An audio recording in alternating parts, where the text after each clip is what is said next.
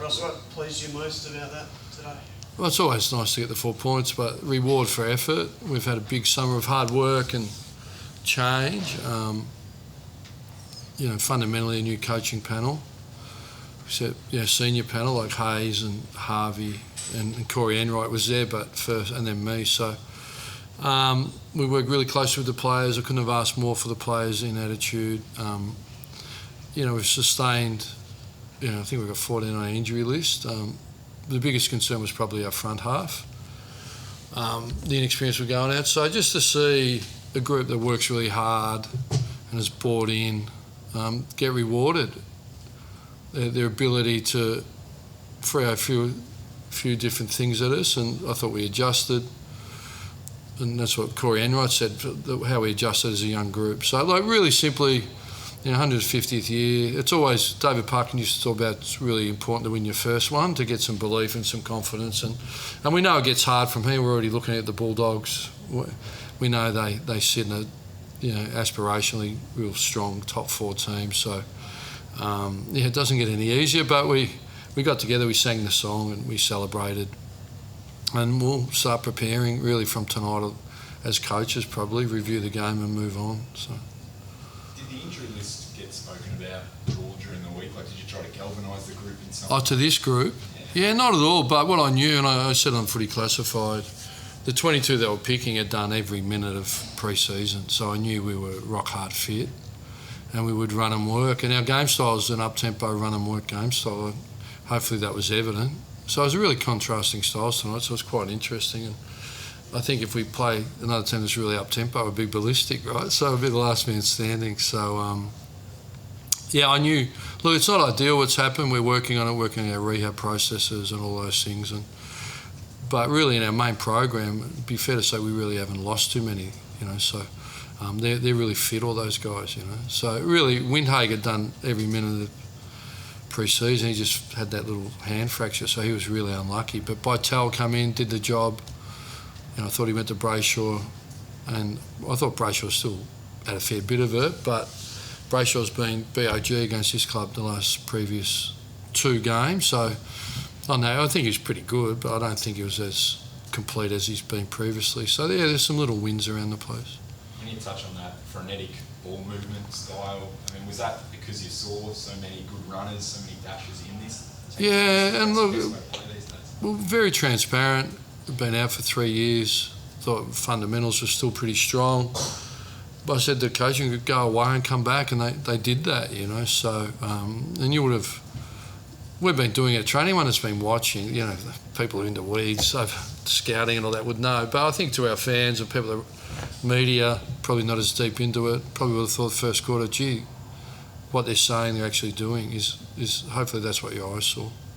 Talked on TV about going to school on Freo from that Collingwood final, and they're a lot slower. Who said that? You did on TV pre-game. Yeah. They're a lot slower than a lot of teams are playing. What was the plan and getting that into your players' heads before the game that it was going to be a bit different to what they would have been watching on TV throughout the weekend? Yeah, we just knew they had a really strong signature, and that's what good teams have, strong signatures. So we weren't sure how much it changed over summer, but our scouting had told us not too much. But everyone evolves a little bit. So, yeah, we thought we prepared for them okay. Do you know what I mean? So, but in saying that, they went to the end. They had 21 entries at the end, but I think both defences were probably on top. Probably. It's hard to say. Yeah, it's hard to say. How did you view the key forwards competing, given the challenges? Yeah, we were thrilled with how they. So we had Zane Cordy, who's really a back, playing forward. I thought he brought it to ground. We we decided we needed Mason Wood forward to give us a bit more aerial, and I thought he did that straight away. That was thrown up in the box. And then Caminiti so Owens, I think 7 games of AFL footy. Caminiti 0, Filippo. So that's 3 of your 7 front half. And at times Alex Burns has played 4. So we thought they persisted, and in the end they actually halved some really valuable things late in the game, and then Gresham and Higgins and those guys could get to work. So look, I know how good Pearce and Cox and Ryan are, right? So, you know, and they moved them and they marked them, but in the end, I thought we persisted and we did our role. So, look, we found something as a club, you know. Ideally, you got King there in memory, obviously, but that's not to be for a little while. How are you feeling about your first real Yeah, game in the coach's box? yeah. It's hard to put into words, to be honest, and I've certainly come back with a different lens and really a lot more balanced, understand the job that's in front of us, and certainly not about running the dual narrative of win and build out the club and our list and our leadership model, everything really. So I'm really enjoying it, but because I'm delegating more and more balance, I'm not as manic trying to do all those things. So it just allows me to work on the dynamic of the group really well and build those relationships. So that's been a nice shift for me. The 4 points mean any more to you personally because you knew some of the players and coached that team? Not really. I mean, we're all passing through, right? So I played a role at that club at that time, and it was what it was. And you know, I have fond memories. So, but I'm the St Kilda coach now. You know, it's what we say to our players: next moment, really, is next moment. So I'll enjoy this moment and then move on. Yeah, but there's not too much looking back, to be honest. Just the fact that some of the kids stood up give you some tougher selection quandaries coming up as troops return? Well, there's not too many coming back. There's a couple, not too many. There's a few in the short term, like Windhager, but I think we only had 7 players playing the VFL. So, you know, I think we got out relatively unscathed, but I'll keep my fingers crossed. Did Jimmy Webster, I mean, he seemed to be involved in a pretty heavy collision in that third quarter. I think only about a minute or so after you used the sub to take Butler out. Yeah, he's pretty brave, isn't he? So, look, I haven't got much capital with these players bar pre-season, so I'm starting to understand what personal capital they bring to the team, and he was clearly, there's some pretty brave efforts. Wilkie had the bandage on his head, but yeah, I think it's more of a cork and an eardrum, a hit to the eardrum. So, yeah, not too bad. Other than that, there's a lot of players cramping. Round one's always hectic. So, yeah, we'll wake up tomorrow with the fingers crossed, to be honest. But, yeah, we'll enjoy this moment, savour it. It's great for our fans. Hopefully get a few more.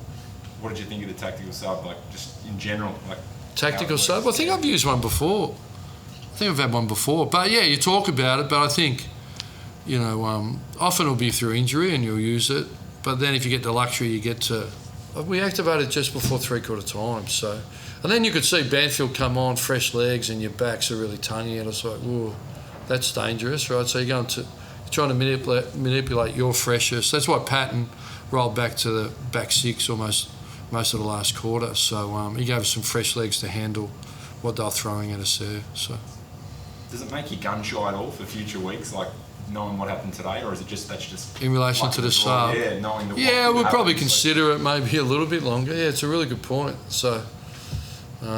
Damned if you do, damned if you don't. But yeah, I thought my coaches worked the box really well. I thought what they put up, you know, to back our midfield in and structurally in the last quarter was some really good thinking, and it paid dividends. What about personally? Was it just like getting back on a horse for yourself in terms of the intensity of game day in the coach's box? Yeah, it all felt a bit surreal, to be honest. Like, it really is a privilege. I don't think I ever sat in that where I felt it was just a job, you know, like, and a lot of pressure, whether it be the Saints or in the West. So I've come back through choice. I feel fully supported, as I was at the Dockers, by the way. So yeah, it's getting in there, and just the feedback is I've got to get better, and I feel like I'm working hard to get better with my coaches and the playing group and the whole club, to be honest. So it was great to see Andrew Bassett present 4 debutants for the club, 2 debutants in the AFL. So, you know, I think we'll just keep bringing that all together. It's nice. It's a nice feeling. Other than Windhager, could anyone get back for next week? I mean, you've got likes of Ross, St Jones, and then you've got McKenzie. Where are they all at? Yeah, unlikely.